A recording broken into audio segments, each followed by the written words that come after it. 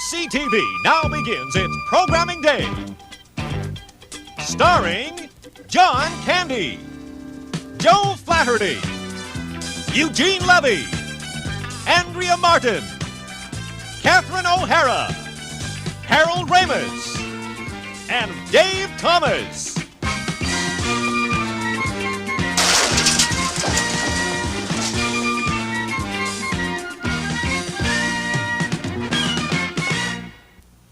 How many good snapshots have you missed because of poor lighting, defective flashbulbs, or weak batteries? Well, you won't have to miss any more, thanks to the Lasermatic Quick Flash. This space-age laser attachment fits virtually any camera and packs enough energy to turn night into day. Everybody smile now. The Lasermatic Quick Flash 2, for pictures you'll never forget.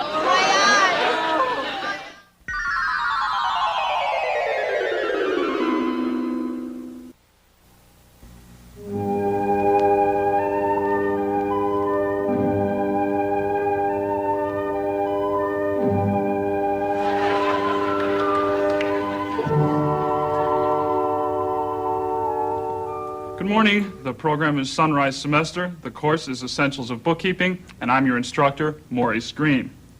Now, if you were with us yesterday, you remember we were talking about debits, and you want to be especially careful when you enter the debits in this column, because at tax time, you know your employer is going to want to claim all those big tax loopholes and special tax shelters that aren't, of course, available to poor and middle income people, but which you know he's going to want to claim in dodging his fair share of the cost of keeping this economically oppressive society running.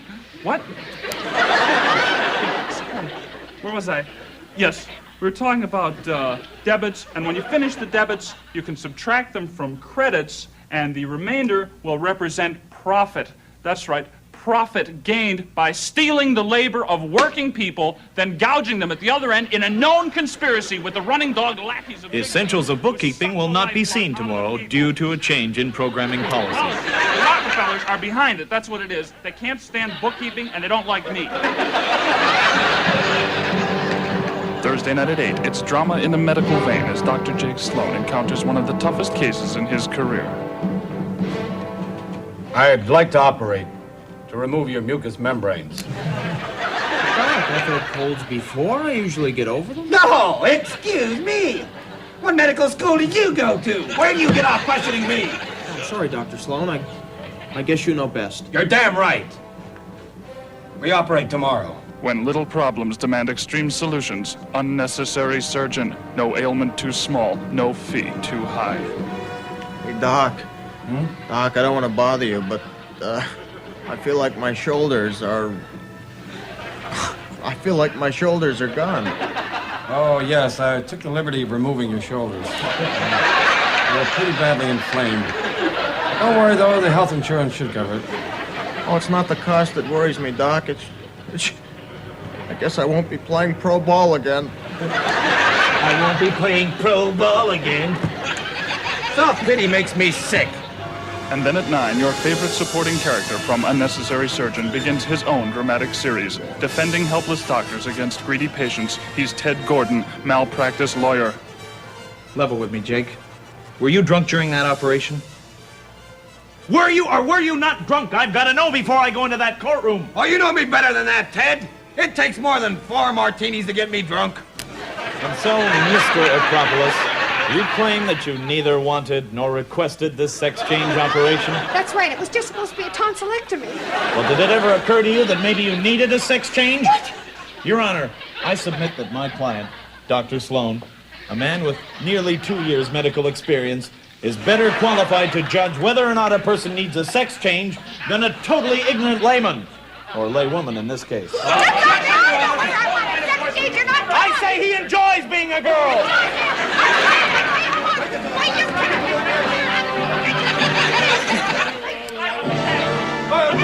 Unnecessary Surgeon and malpractice lawyer. The winning team. Thursday night at 8 and then at 9. Be there.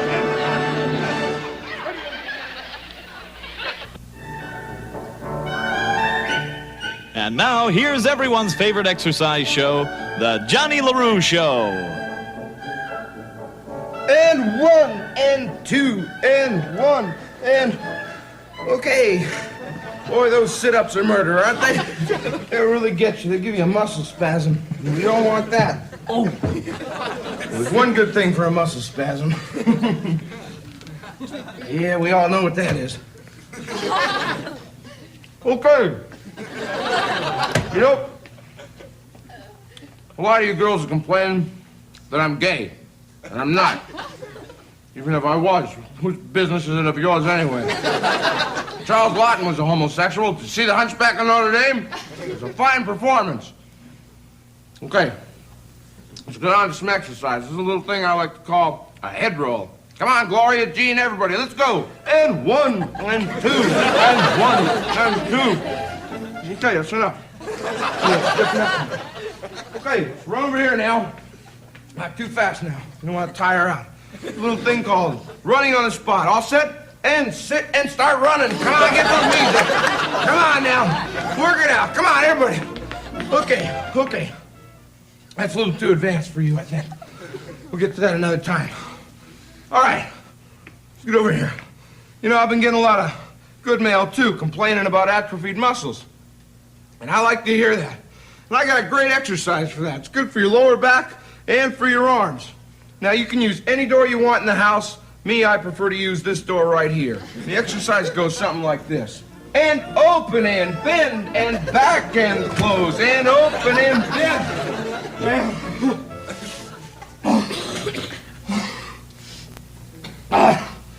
Heart's beating like a rabbit. Okay, that's enough. Oh, I gotta quit these. All right. Well, that's all for today. You don't want to overdo it. All right. Remember, I'm not gay. I need a drink. This season on SCTV, be sure to watch Police Gynecologist, the probing news series that takes an undercover look at the women who serve and protect.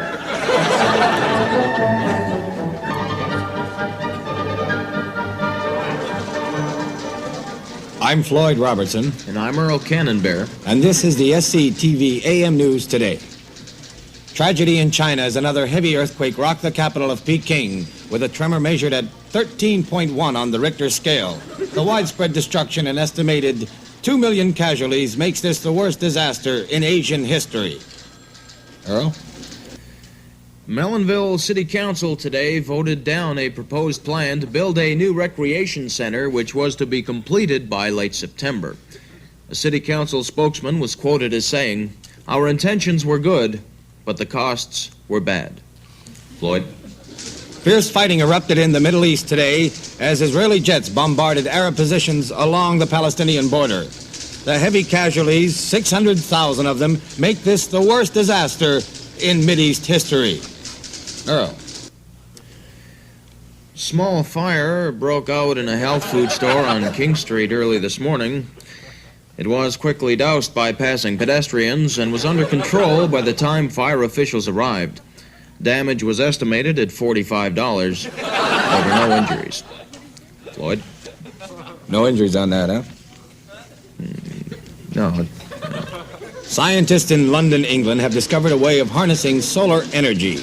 This seems to be the gigantic breakthrough that the scientists have been working for, and it will undoubtedly prove to be the most important discovery in the history of the world.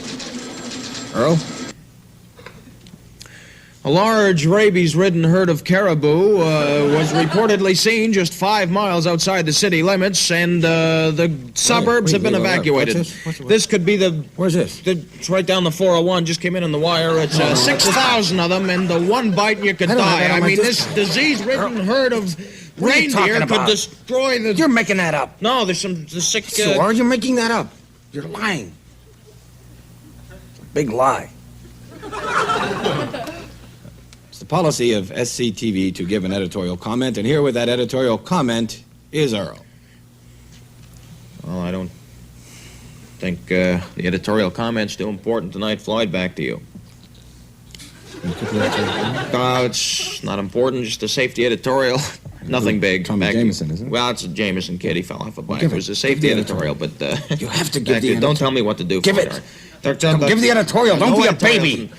Come on, give the editorial. All right, you want an editorial? You want an editorial? Yes. I'll give you an editorial. This guy's living with a girl. He's not even married.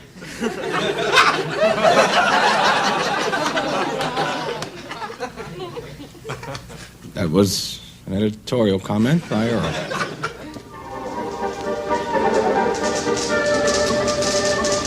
Oh, hello.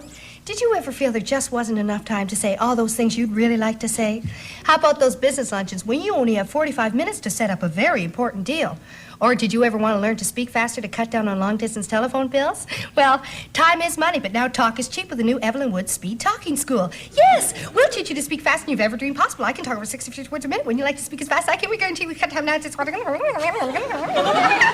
fun at parties, too. And good news, right now we're working on the Evelyn Wood Speed Thinking School. But don't worry, until we do, you'll be speaking so fast no one will know whether or not you had time to think. Call right now.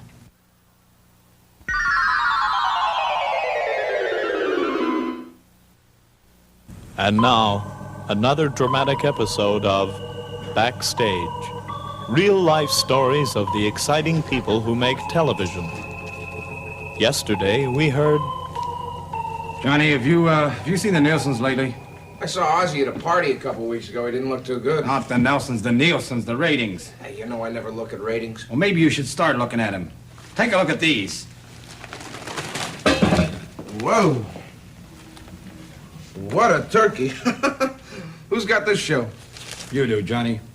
That is the Johnny LaRue show. Ah, don't worry about that. I can pull those ratings up. You think so? Yeah. Well, I don't. As of next week, I'm canceling your show.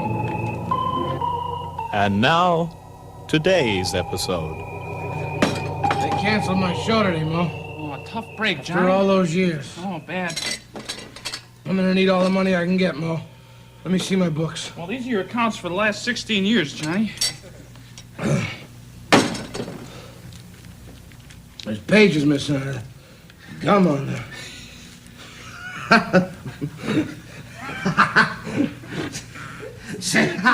Says here I only got $14.50. Glad you're not bad, Johnny. You cheap punk! You ruined me! You ruined me! Take your hands off me, Johnny!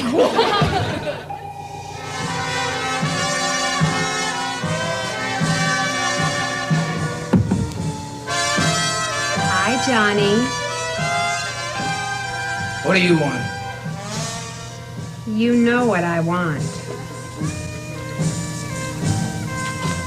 Get over there.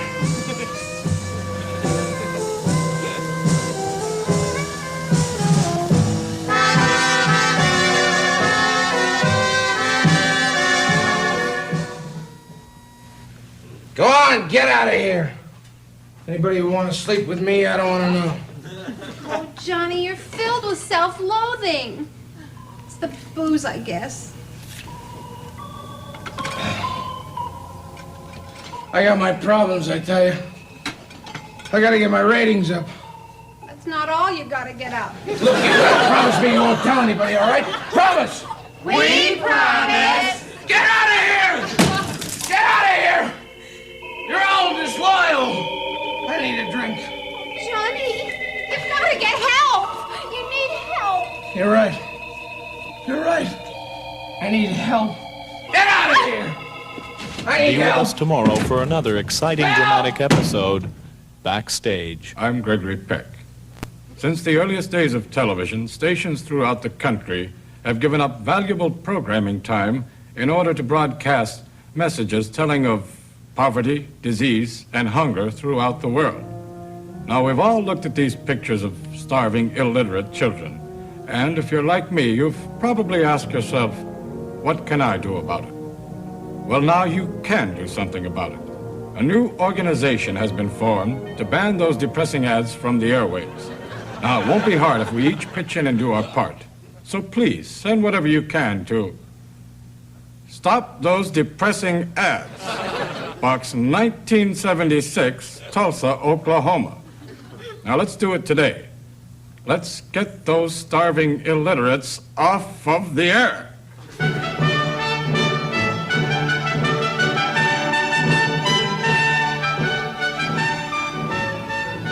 Good evening, I'm Alistair Cook. Tonight we see part 12 of Henrik Ibsen's great feminist work, The Girls of Vienna.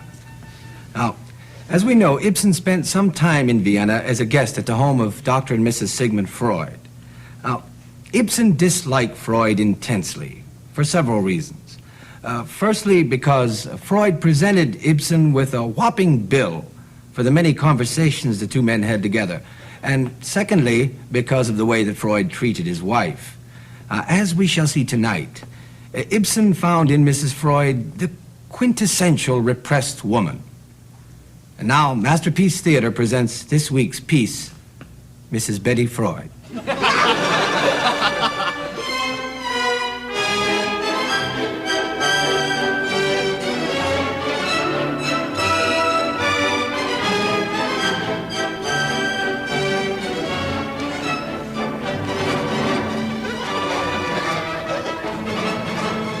My dear M, Freud continues to bill me for our conversations together, but I steadfastly refuse to pay.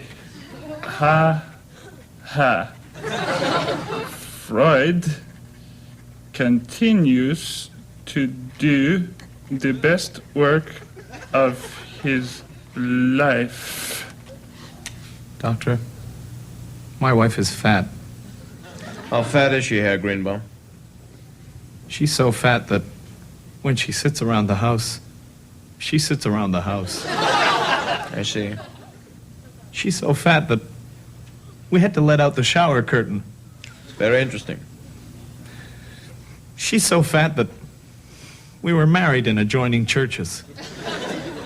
Well, our time's up, Herr Greenbaum. We'll continue next session. Boy, that's fat. I think Betty Freud has gone completely mental. She is now being influenced by her mannish friend, the notorious Viennese novelist Anna von Furstenberg, who better known by the pseudonym of George Raft.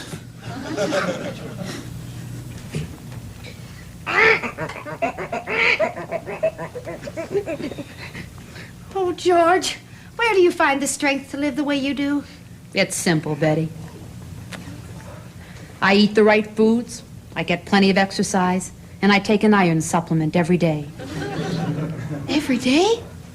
Oh, get with it, Betty. This is 1903. Still, George, there's something wrong. I'm always getting these feelings of flight, and yet I have a fear of flying.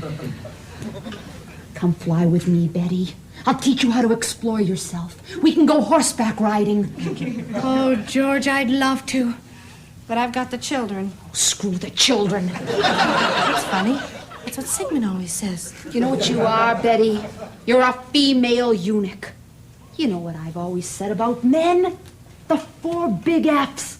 Find 'em, feel 'em. Oh, yes, I remember. Oh, George, I admire you so. You have such strength. Strength? I'll show you strength.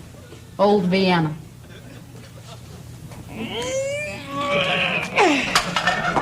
Come on, Betty. This is your chance. Horseback riding, horseback riding. You've got to raise your consciousness. Consciousness? Did someone call? Oh, hello, George. Sucking on that cigar pretty good, aren't you? Hello, Siggy. Had any good dreams lately? I'll tell you this, Dr. Freud. You've got one thing I don't envy. Take my advice, Betty. The unexamined life is not worth living. I'm going to order the horses. I'll be back for you. Fritz, the horses! So, my little railway tunnel. Hot dogs again for dinner tonight, eh? My little cave? Siggy, I must talk to you. Yes, but first, I must tell you of my discovery today. You see, the sexual component of psychic life has more bearing on the phenomenon of neuroses than all other factors put together. Through sexuality, the relationship between psyche and soma is clearly established. And what is neuroses? Well, A sick man is considered ill if he is neurotic, but a neurotic considered ill when he's only sick? No. Ziggy! I'm leaving you. Yes, I have a theory about that. I can't stand it anymore.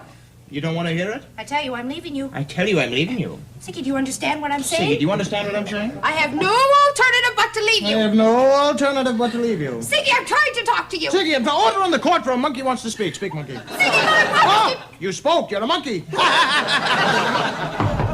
That's George. We're going horseback riding. George, is that you? No, it's Johnny LaRue, Mrs. Freud.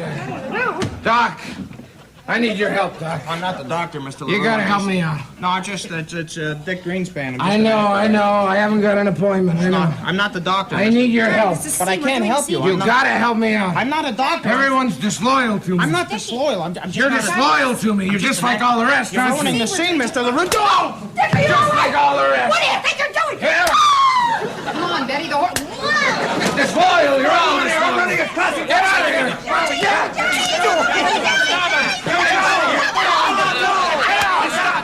You're all creeps. He's a maniac. He's insane. I'm number one. Johnny LaRue. I'm Earl Cannonbear. And I'm Floyd Robertson. And this is the SCTV PM News.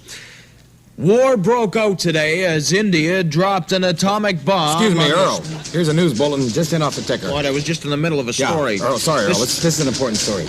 India. Johnny LaRue, well-known Second City television personality, has gone berserk. After rampaging through our studios here at SCTV, LaRue was finally subdued by 30 people and is now being taken to the hospital. This looks like it's going to be the biggest disaster in show business history. Now, back to you, Earl. Shut up.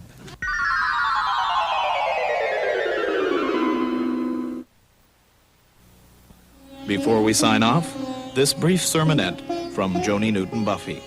You can be a Jew or a Leo or a Buddha man, and it doesn't make a difference because we are all one, The other night I was in my room. I was trying to think of something to really share with you, And I was in there and I saw the snowflakes falling outside my window, one by one,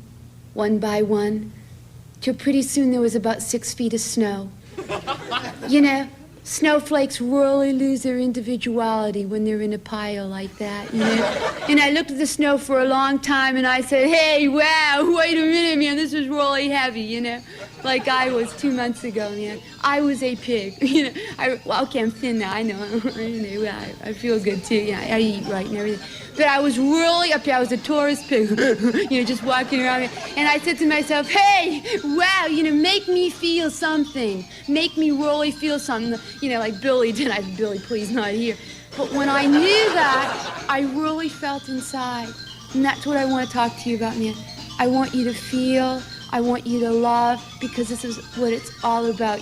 I'm sort of speechless when I think, really, it's to love, feel, and bless you.